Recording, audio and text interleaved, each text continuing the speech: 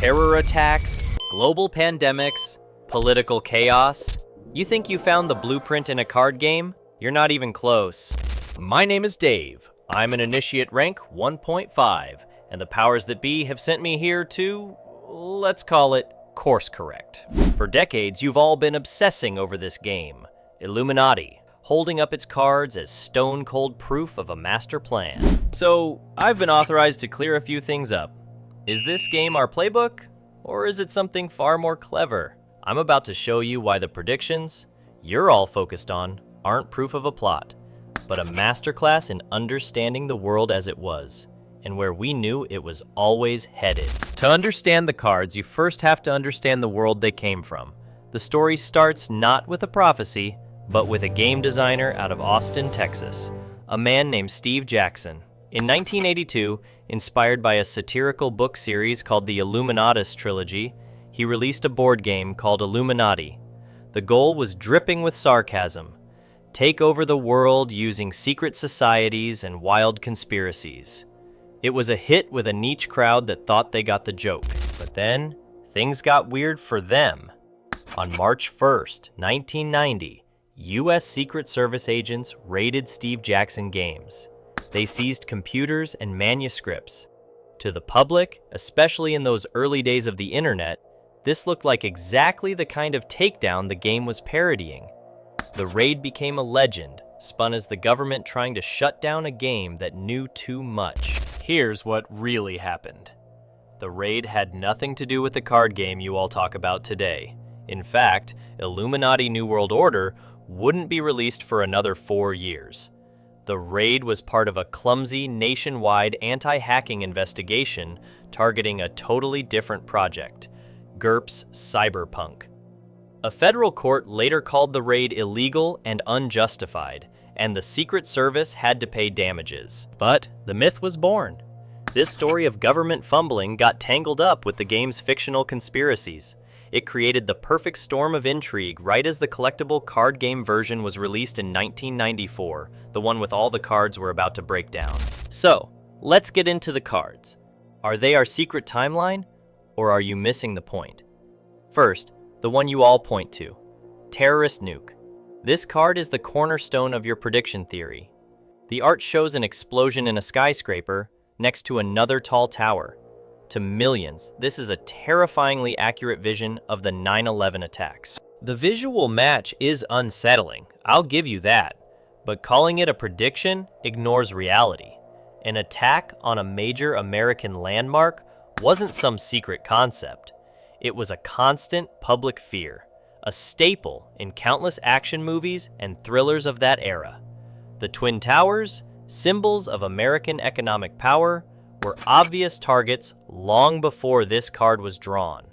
The creators weren't channeling our plans, they were tapping into public anxiety. It's a textbook case of retrofitting, finding an image after an event and declaring it a match. You call it a prediction, we call it seeing the board. Next, a card that went viral recently, Epidemic.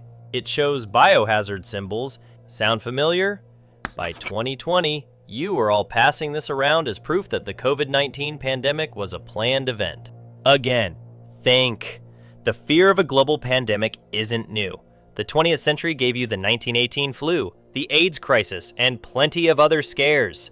A deadly spreading virus was locked into your collective psyche.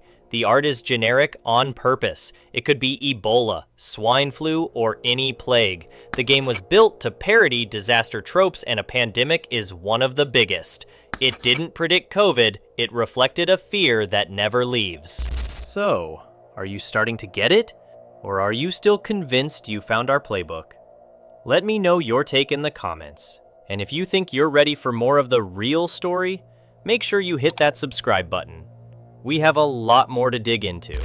All right, let's talk combined disasters. This shows a crowd running as a city is hit by everything at once. Theorists use this for the 2011 Japan earthquake, tsunami, and nuclear meltdown, or during intense wildfire and hurricane seasons.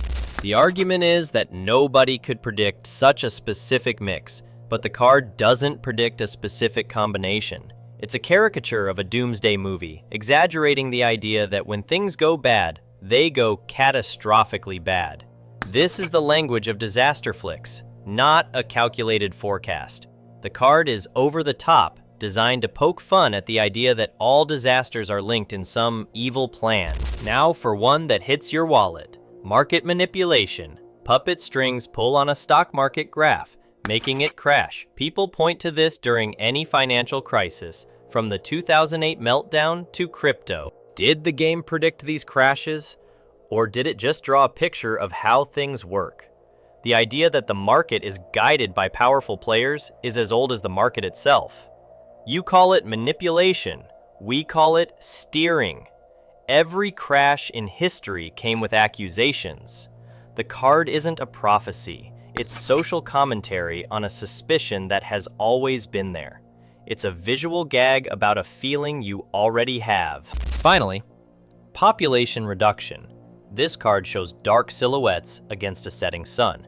You see this as proof of a plan to cull humanity, tying it to debates on everything from vaccines to environmental policies. Once again, the game is just playing with a classic theme.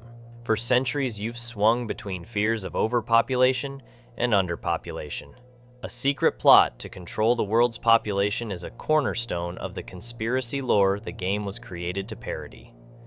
The card taps into a vein of paranoia that was already there. It feels prophetic because the fears it made fun of in the 90s are the exact same fears still circulating today. If these cards aren't prophecies, why are you all so convinced? The answer has less to do with the cards and more to do with your programming. Your brains are pattern-finding machines. It's a survival instinct. A random, horrible event feels meaningless.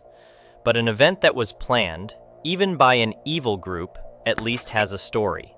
It puts order back into the chaos for you. This game, with its hundreds of cards covering almost every fear imaginable, is a perfect trap for your confirmation bias. You can always find a card that seems to match a headline. The game's creator, Steve Jackson, and the author who inspired him, Robert Shea, knew this.